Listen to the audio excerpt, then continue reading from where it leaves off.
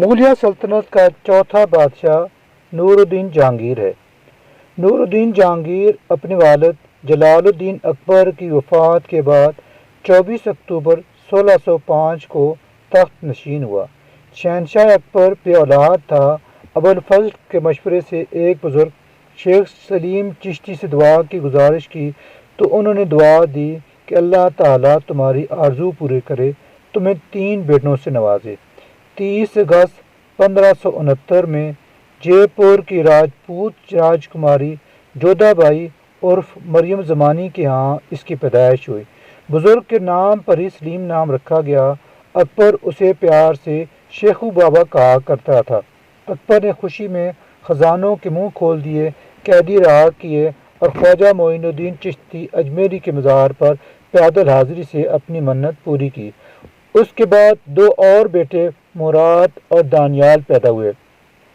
شہنشاہ اکبر کو اپنے ان پڑھ ہونے کے نقصانات کا اندازہ تھا، اسی لیے بیٹوں کی تعلیم کا عمدہ بندوبست کیا۔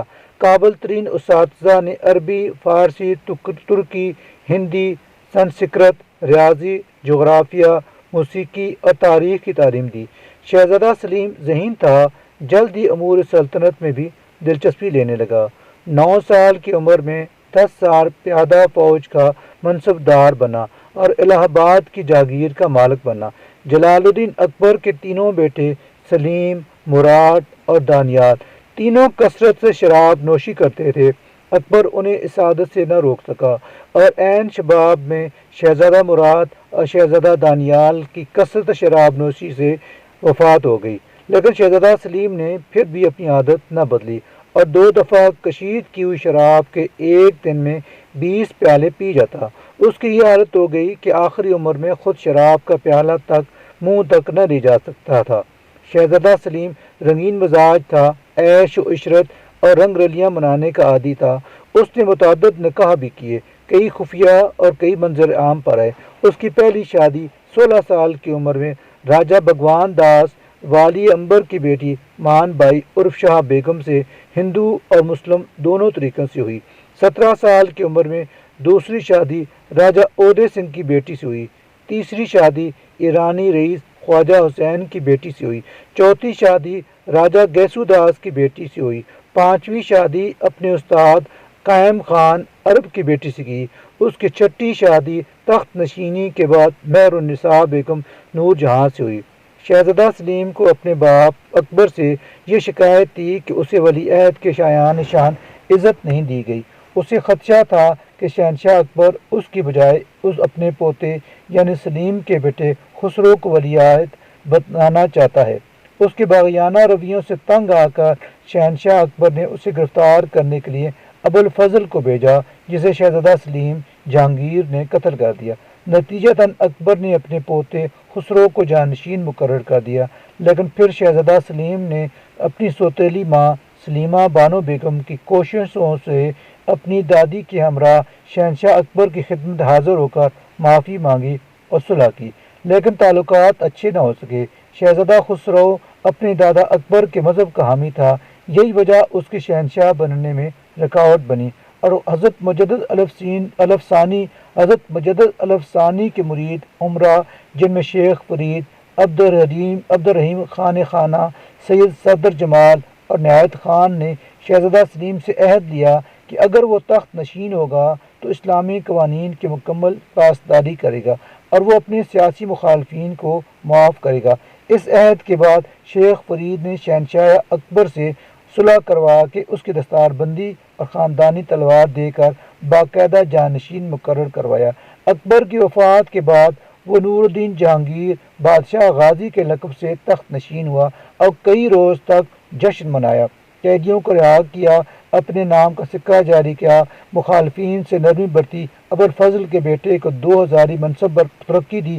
جشن نوروز بھی 18 دن تک عیش و عشرت سے منایا گیا اور بادشاہ نے رنگ رلیاں منائیں، لیکن سلطنت میں جو فوری اصلاحات نافذ کیں وہ کچھ یوں تھی: چنگی اور دیگر علاقائی جاگیردارانہ محاصل منسوخ کر دیے، سڑکیں، مساجد، کنویں اور سرائیں تعمیر کروانے کا حکم دیا، شراب اور تمام نشہ آور اشیاء کی فروخت اور استعمال پر پابندی لگا دی۔ یہ پابندی عوام کے لیے تھی، وراثت کے قوانین پر بھی سختی سے عمل کا حکم دیا، سرکاری شفا خانے ہر شہر میں بنانے اور مفت علاج کا حکم دیا، جمعرات، ہفتہ اور اتوار کو جانوروں کے ذبیحہ پر پابندی لگا دی، مجرموں کے ناک کان کاٹنے کی سزائیں منسوخ کر دیں۔ بعد ازاں لاہور تا آگرہ سڑک کے دونوں جانب سایہ دار درخت لگائے گئے، ہر کوس کے فاصلے پر ایک کوس مینار اور ایک کنواں تعمیر کرایا، ایک زنجیر عدل دریائے جمنا کے کنارے سے قلعہ آگرہ کے شاہی محل تک بندوائی تاکہ کوئی بھی اسے کھینچ کر بادشاہ کو اطلاع دے سکے۔ یہ 30 گز لمبی 4 من وزنی خالص سونے سے بنی زنجیر تھی جس کے ساتھ 60 گھنٹیاں شاہی محل میں تھیں۔ بادشاہ خود اس فریادی کی فریاد سنتا۔ شہنشاہ اکبر نے تمام شمالی ہندوستان، جنوبی ہندوستان کا ایک حصہ، کابل اور قندھار پر قبضہ مضبوط کر رکھا تھا، راجپوتوں کی حمایت حاصل کر کے داخلی مسائل کو بھی کم کر دیا تھا۔ یوں جہانگیر کو کسی بڑے بحران کا سامنا نہ تھا، لیکن اسے تخت نشین ہوئے 6 ماہ بھی نہ گزرے تھے کہ اس کے بیٹے خسرو نے بغاوت کر دی۔ لاہور پر قبضہ کرنے کی ناکامی کے بعد جلندھر کے قریب بھیروال پر جنگ میں خسرو کی شکست اور ایک بڑی خونریزی کے ساتھ اس بغاوت کا اختتام ہوا۔ جہانگیر نے شہزادہ خسرو کو گرفتار کر کے ایک ہندو سردار انی رائے کی نگرانی میں دے دیا، جسے بعد ازاں شہزادہ خرم یعنی شاہ جہاں نے قتل۔ شہزادہ سلیم اور نور جہاں کی شادی ایک الگ داستان ہے۔ مختصر یہ کہ شاہ ایران کے ایک گورنر خواجہ شریف کا بیٹا غیاث الدین اپنے بیوی بچوں کے ساتھ جلا وطن ہو کر در بدر ہوتا ہوا دربار اکبر تک پہنچ گیا۔ اس کی بیوی شاہی محلات میں داخل ہو گئی اور اس کی بیٹی مہر النساء جو جاذب نثر، حسین، تعلیم یافتہ، فنکارانہ ذوق کے ساتھ ذہانت، جرأت اور تنظیمی صلاحیت سے مالا مال تھی، وہ بھی محلات میں داخل ہو گئی۔ یہاں شہزادہ سلیم سے اس کا تعارف ہوا جب اس نے پھول توڑنے کے لیے اپنے 2 کبوتر مہر النساء کو پکڑائے۔ ایک کبوتر اڑ جانے پر سلیم نے پوچھا یہ کیسے اڑ گیا، تو مہر النساء نے معصومیت سے دوسرا بھی ہاتھوں سے چھوڑ دیا اور کہا کہ یوں اڑ گیا۔ اس بے ساختہ پن پر شہزادہ سلیم فدا ہو گیا۔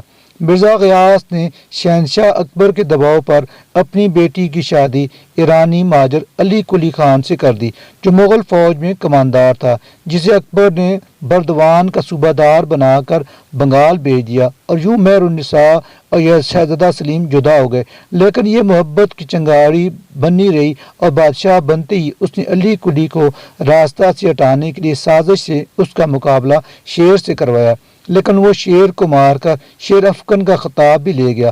اب شہنشاہ جہانگیر نے اپنے خاص آدمی قطب الدین کو بنگال کا گورنر بنا کر بھیجا اور علی قلی پر غداری کا الزام لگا کر اسے قتل کر دیا۔ اس کے خاندان کو نظر بند کر کے آگرہ بھیج دیا۔ شہنشاہ جہانگیر نے شادی کا پیغام بھجوایا، لیکن مہر النساء نے انکار کر دیا۔ آخر 4 سال کی محنت اور چالوں کے بعد وہ اپنی ماں کے ذریعے مہر النساء کو منانے میں کامیاب ہو گیا۔ مئی 1611 میں ان کی شادی ہوگی۔ شہنشاہ جہانگیر نے اسے پہلے نور محل اور پھر نور جہاں کا خطاب دیا۔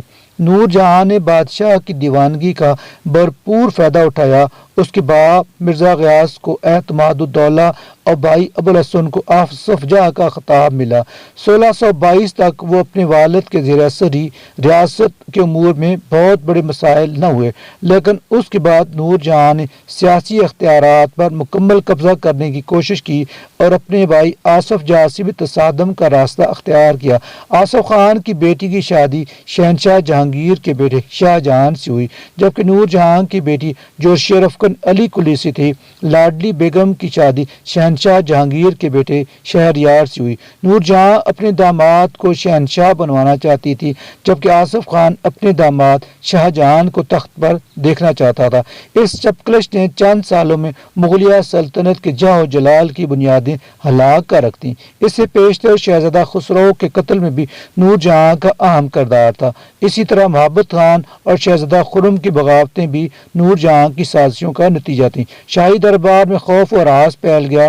جو شخص ذرا نمایاں ہوا یا شہنشاہ کے سامنے حالات کی درست آگاہی پیش کرنے کی کوشش کی، وہ نور جہاں کی سازش کا نشانہ بنا۔ حتیٰ کہ حضرت مجدد الف ثانی بھی اس کے انات سے نہ بچ سکے۔ سلطنت تباہی کے کنارے پر آ پہنچی۔ جہانگیر کے دور کے آخری سالوں میں نور جہاں نے شاہ جہاں کو حکم جاری کروایا کہ وہ قندھار چلا جائے۔ وہ صورتحال سے آگاہ تھا کہ اسے دارالحکومت سے دور بھیجنے کا مقصد تخت پر قبضہ ہے، اس لیے اس نے قندھار جانے سے انکار کر دیا۔ 1623 میں شاہ جہاں اور شاہی فوج میں تصادم ہوا اور اس کا عام حامی راجپوت راجہ بکرم اجیت مارا گیا۔ شاہ جہاں کو دکن فرار ہونا پڑا۔ نہایت مشکل وقت گزار کر بالآخر بنگال اور بہار پر قبضہ کرنے میں وہ کامیاب ہو گیا۔ اودھ پور اور الہ آباد پر حملہ کیا اور شکست کھائی۔ شاہ جہاں کو کامیابی کی کوئی صورت نظر نہ آئی تو اس نے اپنے باپ شاہ جہانگیر سے معافی مانگ لی۔ اس کی خوش قسمتی تھی کہ محبت خان کی قوت بڑھتی جا رہی تھی، جسے روکنے کے لیے نور جہاں نے بھی اس کی حمایت کی اور اسے معاف کر دیا۔ محبت خان شہزادہ پرویز کا حامی تھا۔ نور جہاں نے اسے راستہ سے ہٹانے کے لیے حکم جاری کروایا کہ وہ بریان پور میں شہزادہ پرویز کو چھوڑ کر دارالحکومت آ جائے۔ یہاں آ کر محبت خان پر بنگال سے حاصل کردہ مال غنیمت میں بددیانتی اور غبن کے الزامات لگا دیے گئے۔ اس کے داماد کے ساتھ بھی نور جہاں نے توہین آمیز سلوک کیا۔ محبت خان نے دل برداشتہ ہو کر 5000 راجپوت سواروں کے ساتھ شہنشاہ جہانگیر پر حملہ کر دیا، جو اس وقت کابل جا رہا تھا۔ شاہی خیمہ کو گھیر کر جہانگیر کو قید کر لیا گیا۔ نور جہاں نے وہاں فوج کے ساتھ آ کر جنگ کی کوشش کی، لیکن دریائے جہلم کے کنارے فوج پھنس گئی، کیونکہ راجپوت سپاہی ان پر تیر برسا کر دریا پار کرنے سے روک دیتے۔ شاہی فوج بھاگ کھڑی ہوئی۔ وہ ٹھٹہ کی طرف بڑھے تو شاہ جہاں نے ان کا خزانہ لوٹ لیا۔ محبت خان کے لیے بغیر وسائل لڑنا مشکل تھا، اس لیے وہ دکن کی طرف چلا گیا۔ یوں شہنشاہ جہانگیر کو اس کی قید سے رہائی ملی۔ دکن جا کر محبت خان نے شہنشاہ جہانگیر سے صلح کا معاہدہ کر لیا۔ نور جہاں شہنشاہ جہانگیر کی وفات کے 18 برس بعد تک شاہی قلعہ لاہور میں قیام پذیر رہی۔ شاہ جہاں نے سالانہ 2 لاکھ روپے وظیفہ اس کا مقرر کیا۔